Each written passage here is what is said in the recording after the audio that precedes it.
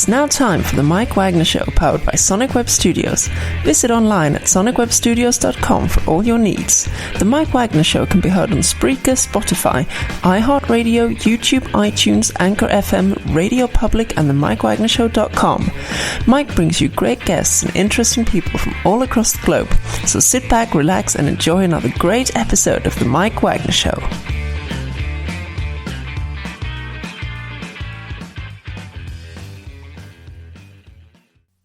Hey everybody, it's Mike from the Mike Wagner Show, powered by Sonic Web Studios. Visit online at sonicwebstudios.com for all your needs. Look at a professional website without breaking your budget. Sonic Web Studios is the answer. Sonic Web Studios offers fast, affordable custom web designs at below the competition way. Call today at 1-800-303-3960. That's 1-800-303-3960. Or email to support at sonicwebstudios.com. Mention the Mike Wagner Show. Get 10% off your first order. Sonic Web Studios. Take your image to the next level. Also, the Mike Wagner Show can be heard on the MikeWagnerShow.com. You can check our Facebook page at Facebook.com/The Mike Wagner Show. You can download and listen on Facebook, SoundCloud, Spreaker, Spotify, and iHeartRadio, over 35 podcast platforms, including iTunes, Google Play, Apple, and more. Take the Mike Wagner Show with you on any mobile device. Subscribe to the Mike Wagner Show on the YouTube channel. Also follow the Mike Wagner Show on Instagram and Twitter today.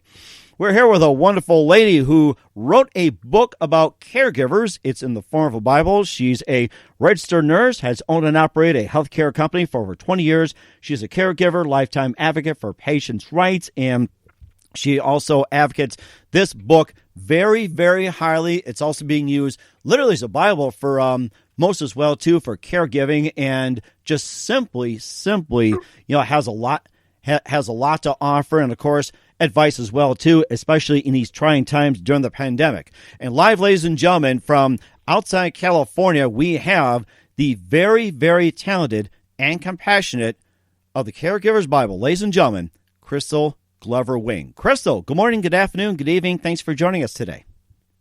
Hi, thank you. That was a wonderful introduction. Well, thank you very much as well, too. Of course, on the preset as well, too. It sounds like you're a very, very caring lady as well, too. So you've been a registered nurse. You own and operate a healthcare company for over 20 years. You're a caregiver, lifetime advocate for patients' rights, and you also have a book called the Caregivers Bible. And before getting to all that, tell us how to get your career started. I'm sorry, I didn't hear what you said. I'm sorry. Tell us how you got your career started. Well, I was in college. I've been in college for a couple of years, and I wasn't sure what I wanted to major in. And I went to my mom, and I asked her. I said, "Well, what do you think I should do?" And she said, "Become a nurse." She was an LPN, which is a licensed practical nurse. And so when she said that was pretty much what I did. I changed my major the next day. I graduated from college. And 6 months to a year later, I started my first company. And I was in business for 20 years. I owned a healthcare organization. About 3 years ago, I sold the company. And about 2 years ago, I became a traveling nurse. Wow. Okay. Yeah. And of course, and did you travel like in statewide, or was it local, or did you do like regional, national, and how far did you travel to be a traveling nurse? Well, what I do is, you can travel to any state in the United States, and you can travel abroad, I'm sure. But I picked a few states that I liked that I wanted to travel to, so I've done everything from corrections to hospitals. I have a history in home health care and hospice. So I've been pretty much, everywhere in nursing. Wow, that is amazing. And of course, you graduated, from nursing school, and you jumped in right away to owning and operating a healthcare company. And what influenced you to go ahead and start a company right away after graduating from nursing school?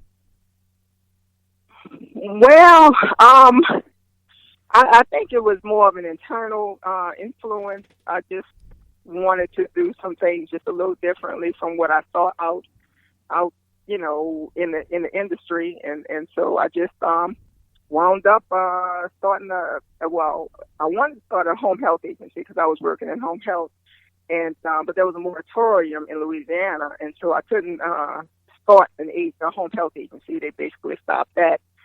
So somebody from the Department of Health at hospital said, well, why don't you do hospice? Hospice is available. And so basically that's what I did. But it was just to do something a little differently from what I've seen in the industry. You know, I mean, even though I had only seen it for a short period of time, I just felt like I could do things a little bit, differently. Mm-hmm. And of course, with the nursing you've done back then, how do you compare it to the nursing now as well? The medical field has changed dramatically. Before, it was kind of old school, a little bit more on hand, maybe a little bit more compassion, and a little bit less paperwork and red tape. I mean, and don't get me wrong. I mean, everything needs to evolve, but at the same time, it's evolved into pretty much an extensive amount of red tape and paperwork documentation, and it pulls a lot away the time that the nurses and the medical staff have for patient care. Mm-hmm. And also, too, with the pandemic as well, too, and I'm sure that, more strain is being put on nurses as well, too. And do you think a lot of nurses will start stepping up and helping out? Especially, there was a story I was reading about in New York and New Jersey that had over 100,000 deaths with the coronavirus, and I was listening to an ad on the radio for an agency that's trying to recruit nurses from all over the United States to come to work in New York and New Jersey, And I guess the question is, how big of a shortage do we have when it comes to nurses? And do you think nurses that have been retired are most likely to come out and say, help out not just in New York and New Jersey, but say in their local area? Well, I mean, the shortage existed before the coronavirus, and so it's only gotten worse. I just think that, it just depends on the nurse and their internal barometer, as far as what's going to propel them to maybe come out of retirement or in order to help during this crisis. I think it just depends on where they're at mentally, as far as if they're willing or able to do that. Mm-hmm. Basically, as a travel nurse, I can go anywhere. I can go in any state. And it seems as if it's, with COVID-19, it's become the shortage has become worse, and because they're taking care of a completely new population of patients, and people don't really quite understand the COVID-19 and the particulars about this particular organism that causes the COVID-19 organism. So I just think that it's going to be an individual decision. I don't think there are going to be nurses, pull out of the woodworks, but I might be wrong. I mean, stranger things have happened. Mm-hmm. And of course, too, that we'll also talk more about, like with today's world, increased caseloads, cost cutting, managed cares, HMO, and of course, demands being placed on as well, too. And of course, we'll talk about the book and how to handle all that. But first, listen to the Mike Wagner Show at themikewagnershow.com, powered by Sonic Web Studios. Visit online at sonicwebstudios.com for all your needs. Looking for a professional website without breaking your budget? Sonic Web Studios is the answer. Sonic Web Studios offers fast, affordable custom web designs at below the competition way. Call today at 1-800-303-3960. That's 1-800-303-3960. Or email to support@sonicwebstudios.com. Mention the Mike Wagner Show. Get 10% off your first order. Sonic Web Studios. Take your image to the next level. Also, the Mike Wagner Show can be heard on themikewagnershow.com. You can check our Facebook page at facebook.com/the Mike Wagner Show. You can download and listen on Facebook, SoundCloud, Spreaker, Spotify, iHeartRadio, Anchor FM, Google Play, Apple, and more. Over 35 podcast platforms. Take the Mike Wagner Show with you on any mobile device. Subscribe to the Mike Wagner Show on the YouTube channel. Also follow the Mike Wagner Show on Instagram and Twitter today.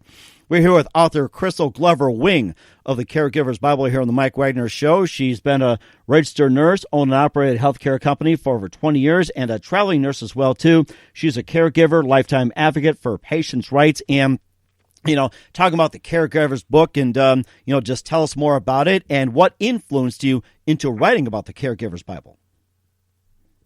Well, everywhere I've been in healthcare, and I've been a few different places in healthcare. I talked about the different areas of healthcare I worked, but I also was the primary caregiver, or the only caregiver of my mother, who passed away about 6 months ago. I've also been sick, and very, very sick, to where my mom had to kind of be the caregiver for me. So one of the things that I have seen and experienced in some ways at different points in time is that caregivers and patients, a lot of times they just don't understand what's going on with their health care or their loved one's health care. They go and they go to the doctor if they have an issue, and the doctor gives them a diagnosis, says, okay, well, the issue you have is diabetes, or the issue you have is high blood pressure. I'm going to go on ahead and order these medications. And then at that point, they need more information as far as how to manage this illness. A lot of people seem to think that it's just medication. They take the medication and everything is well. But there's a lot of work that goes into managing this illness to make sure that they don't wind up in the hospital or back to the doctor's office for problems related to that issue. And so I have seen so many people who've had a diagnosis, or, a doctor said you have this particular illness, and they thought, for example, somebody with high blood pressure, and they thought, okay, well, I don't add salt at the table, but they don't realize that the sausage that they ate this morning or this afternoon is laden in salt. They think they're in compliance with their issue or their illness, but they're really, really not. And so that's one of the things that I've seen time and time again. And I've seen patients go into the hospital, and hospital personnel will say, well, they're non-compliant. And so I've always gone into my patients' rooms just so I can have a better understanding. So I asked them, well, what does this diagnosis? Okay, the doctor said you have diabetes. What does that mean to you? Number one, what is diabetes? What does it do to your body? And what does it mean to you? As far as the things that you need to change to deal with this illness. And 9 times out of 10, they didn't know. They couldn't tell me. So you can't be non-compliant when you don't know. Mm-hmm. Mm-hmm. So that's mm-hmm. Go ahead. I'm sorry.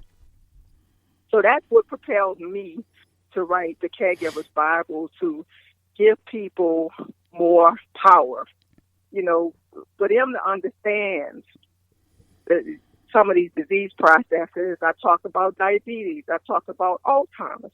I talk about renal failure, and a lot of things that people don't understand that they may be experiencing or their loved one may be experiencing, so that they can be ahead of the game as far as managing these issues without necessarily having to go run to the doctor's office or even worse, to allow these small issues to become big issues because they're unaddressed. And Mm-hmm. then they wind up in a hospital bed. Mm-hmm. And how about mental illnesses like PTSD or seasonal affective disorder or mental issues like PTSD? Is that covered in the book? I don't talk about PTSD, but I do talk about dementia. Alzheimer's is a form of dementia. It basically it hits the elderly population or older adults. Sometimes it hits adults that are maybe 40s or 50s, but that's more of a quirk of fate. It doesn't happen that often. But I talked about dementia as far as the broad spectrum issue that a lot of people may have. You can get dementia in a variety of ways, but Alzheimer's is one of the most common forms of dementia for an older person. Mm-hmm. And, of course, you talk about managing major illnesses as well, too, like you said, with diabetes, high blood pressure, or constant pain. And what are some other major illnesses that people need to be aware of and, get a hold of the problem without running to the doctor constantly 24/7? Well, I talk about renal failure. I talk about respiratory failure, like COPD, emphysema. Those types of diagnoses fall under that umbrella. Cardiac failure, which is heart failure to some extent. And then I also go over the diets that support those issues, because I think that gets a lot of people in trouble. Because when you have something like cardiac failure or renal failure, the diet is really more important. I'm not saying it's more important than the medication that the doctor prescribes, but it's all important as far as basically a person maintaining their level of health. And when I say that level of health, okay, what I mean is a doctor can give you a diagnosis and you have this problem, okay? And that problem can be something that you can live with and manage, and you can be almost as good as normal. Mm-hmm. Your body can be almost as good as normal. Now, if you don't address and manage that problem properly, then you can have some real issues, and I'm not trying to scare people, but it's just, when I say real issues, there are problems that people can manage and live with for 20, 30 years, and there are problems that people cannot manage and not live, So I don't want to scare anybody, but I think knowledge is very important, because we only get one opportunity to have this body, and we need to do what we can do to best take care of it. And in the day of COVID-19, knowledge is power. It's running to the doctor's office or running to the hospital, getting sick to go to the hospital is not something that you should want to do. You should try to avoid it. And if you have the information basically at your fingertips, then, that'll go a long way, as far as helping people stay in their homes. Mm-hmm. And, of course, the book talks about handling emotional issues and maybe some of the more common emotional issues and some of the more complex. Maybe you tell about how to handle certain emotional issues and what's probably like the most complex and most difficult and how to handle those. Well, it talks about caregivers and what they go through, because a lot of people don't realize the intensity and the stress of being responsible for someone else day in and day out, someone that you love or care about at the least, and you don't want to see them going through some of the things that they go through. So caregivers have their own level of stress, and one of the things that I also see in a lot of caregivers is that they don't take time for themselves. Mm-hmm. So many of them are so just directed, which is good, at taking care of their loved one and making sure their loved one's okay, that they're not taking care of themselves. And they risk, really, really doing damage to their bodies. And I always tell caregivers, number one, you do your best. You try not to stress out. Once if you've done your best and you have nothing else to worry about, the other thing is you have to take care of yourself, because you can be so hell-bent on taking care of somebody else and not pay attention to yourself that you'll be dead and gone, and that person will still be around, and they'll wind up being okay. Mm-hmm. Right. And I think that's very important, too, especially during the pandemic, COVID-19. It is very, very important to take care of yourself as well, too. And, of course, for those who aren't able to go to the hospital, and of course, you're a traveling nurse yourself, too. And there's also home health care, retirement homes, assisted living facilities, board and care homes, day treatment programs. We'll get into those and how to get those established and some advice. But first, listen to The Mike Wagner Show at themikewagnershow.com, powered by Sonic Web Studios. Visit online at sonicwebstudios.com for all your needs. Look at a professional website without breaking your budget. Sonic Web Studios is the answer. Sonic Web Studios offers fast, affordable custom web designs that blow the competition away. Call today at 1-800-303-3960. That's 1-800-303-3960. Or email to support@sonicwebstudios.com. Mention the Mike Wagner Show. Get 10% off your first order. Sonic Web Studios. Take your image to the next level. Also, the Mike Wagner Show can be heard on the MikeWagnerShow.com. You can check our Facebook page at Facebook.com/The Mike Wagner Show. You can download and listen on Facebook, SoundCloud, Spreaker, Spotify, iHeartRadio, and over 35 podcast platforms. Take the Mike Wagner Show with you on any mobile device. Subscribe to the Mike Wagner Show on the YouTube channel and follow the Mike Wagner Show on Instagram and Twitter today.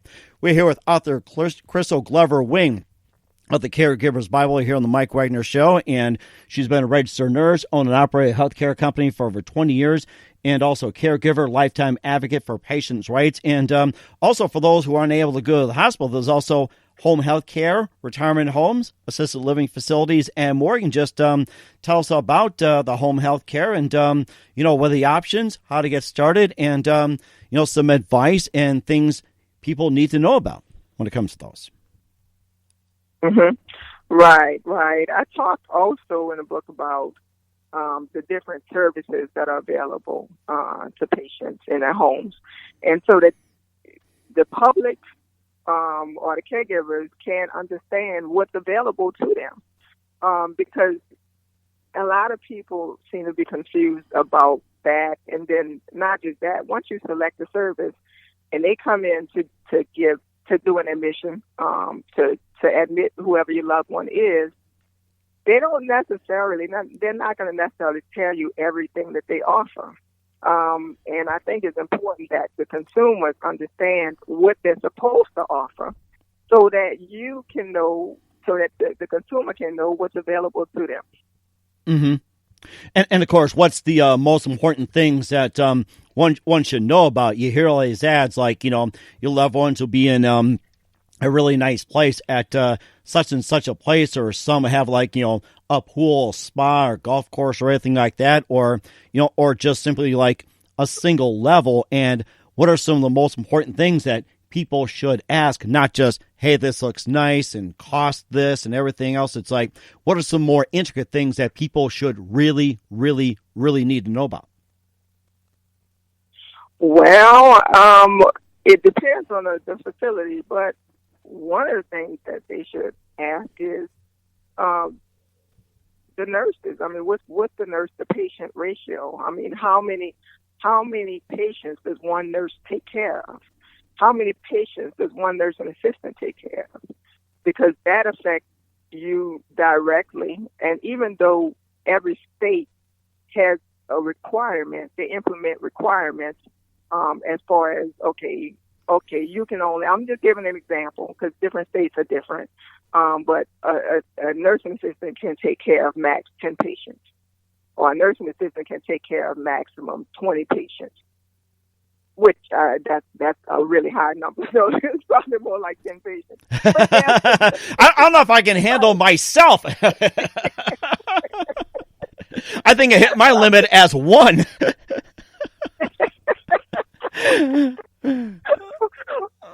But the thing is, different facilities they do things differently. Some of them are going to do it a little bit better than others. I mean, some of them are going to say, hey, look, the Department of Health and Hospitals says, each nursing assistant should have maximum 10 patients, but we're only going to give our nursing assistants 6 patients or 7 patients.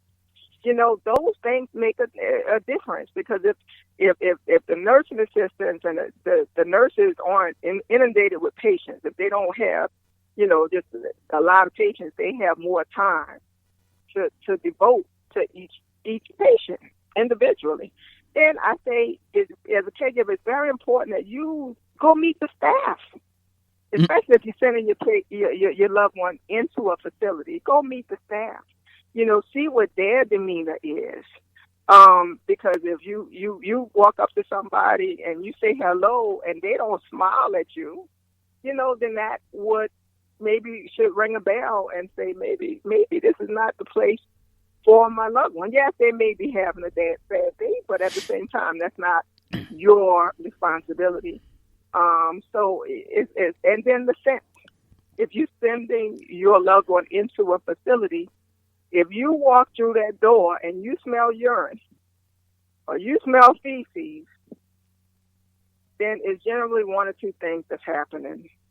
Ooh, my. It's either they're not, taking care of the patient as promptly as they're supposed to, and the smells are lingering, or they just, they just don't have it together. I mean, basically that's what that boils down to. I mean, if the smell's hitting you at the front door, then I would be concerned. That would be red flag one for me. Mm-hmm. And also too, there's also patients' rights involved as well too. Your lifetime advocate, and why our patients' rights are so important, and what do patients really need to know in terms of their rights? Right. I mean, you, as a patient, I mean, the rights are absolute, pretty much. I mean, they have the right to refuse care. They have the right to know who's coming in to their room, and they have the right to confidentiality and privacy. Their rights, they have a lot of rights, which is a good thing. And so it is important that they know their rights and that they make sure that people are honoring, the medical staff are honoring their rights. Mm-hmm. Mm-hmm. And what are some of the patients' rights that are most common, and what are some of the patients' rights that it's little known but should be executed? Well, I think one right that seems to get infringed on too often is the right to privacy and confidentiality. And I don't know, I might get in. I don't want to get in trouble with that one. But, Shh. Hey, you're safe with me and all the million listeners. I'm kidding. No, that's totally understandable. That's one of the big things, too, especially with social media and everything else. You got the HIPAA Act and, whatever else. And besides the privacy rights, and what are some of the rights that they also have, and some of the rights that they don't know about, but they should have, and what they need to know about. Right. Well, I mean, they have and when I say privacy and confidentiality, I don't mean, any staff or putting patients' information out on Facebook. But I do think that sometimes people have a tendency to talk about patients and patient information with people that, if they're not involved in that patient's care, then they shouldn't hear anything about that patient. And so that's really what I'm referring to. But as far as, and then you just asked me a question, and then I forgot. I'm sorry. No, that's okay. You talked about the most common patients' rights, and also what is the some of the patients' rights that even patients don't know about or nobody knows about, but it should be executed, like a little known patient right that nothing's ever been explained about. One of big patients' rights that I think get overlooked is basically you have the right, like, for example, if a patient wanted a service, like let's say it's hospice or home health or whatever, I've seen too often that the medical personnel will infringe on that right. They, just because they like this particular company, they too often try to push their patient in that direction. And the reality is the patient and the patient's family, they have the right to go with whoever they want to. Mm-hmm. And that's something that a lot of patients don't really understand. That's really given the medical professions just a little bit too much power. If they say that they want this company, then that's who they should be able to go with. And so that's something that a lot of people don't understand. A lot of people think that because the doctor says that that's the company that they use, that's what they have to do, and that's not true. Mm-hmm. And, of course, they're entitled to a second opinion as well, too. And do you think that the reason why a lot of these doctors and facilities push for the service is like, is it for like trying to secure for a patient, or is it more for financial gain? I mean, there are a lot of different reasons why doctors select certain services, and some of them are for noble reasons. I mean, sometimes, they've had experiences with really a company that's been really good, as far as taking care of their patients. So, I mean, you would hope that that's the reason for that decision when that happens, and I'll take that reason, okay? But at the same time, if that's not the reason why you're making this selection for this patient, and basically telling the patient that, hey, look, this is who we go with, and that's just what it is, and your opinion in that does not matter. That's where I think the line should be drawn. As far as that's just a little bit too much control, and it's not necessary, because ultimately this is this patient's life. You only get one opportunity, and this is it. So if you decide that that's what you want, then you should be able to get it. And I think that's very true, too. Once again, author Kristal Glover-Wing of the Caregivers Bible here on the Mike Wagner Show. You've been a big inspiration. Learn a lot from you. Thank you for your time. Love to have you again sometime in 2020 and beyond. And speaking of 2020, what are your upcoming plans for this year and beyond? Will we expect a new book coming out or anything like that? I appreciate that, but I'm an aspiring screenwriter, so I've been working on some projects that are very different from this book. This book is a labor of love. I just wanted to give caregivers and patients the information that they need to get so that they can navigate the medical fields.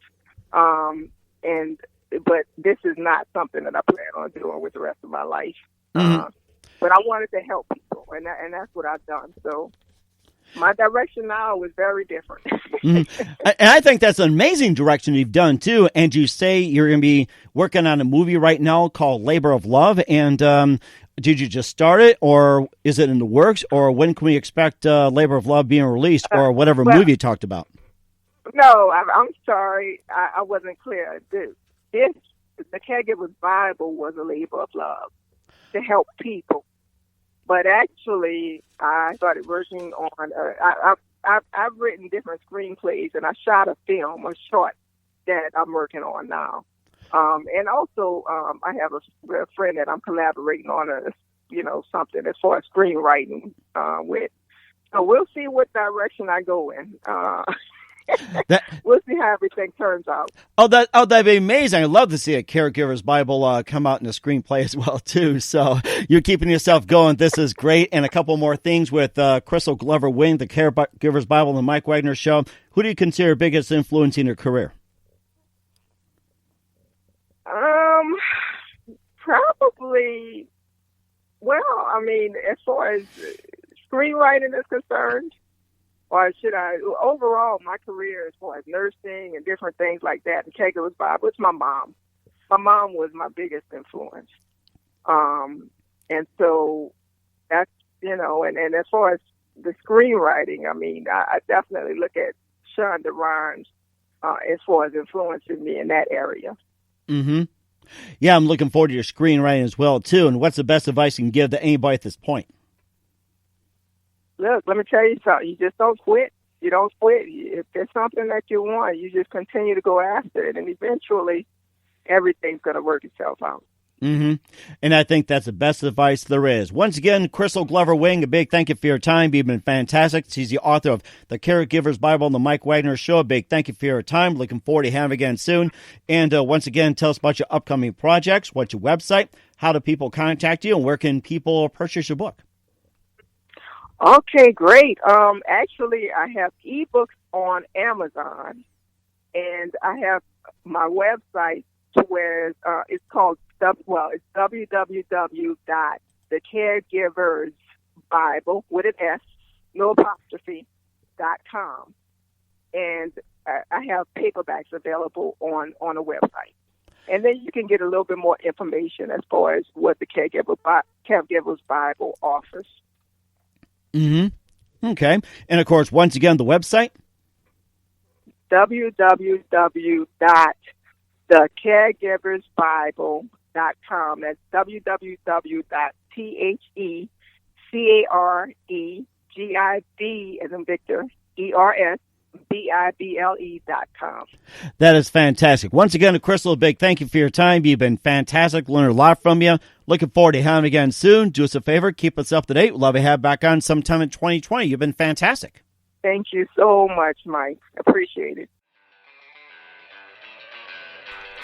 Thanks for listening to the Mike Wagner Show, powered by Sonic Web Studios. Visit online at sonicwebstudios.com for all your needs. The Mike Wagner Show can be heard on Spreaker, Spotify, iHeartRadio, iTunes, YouTube, Anchor FM, Radio Public, and themikewagnershow.com. Please support our program with your donations at themikewagnershow.com. Join us again next time for another great episode of The Mike Wagner Show.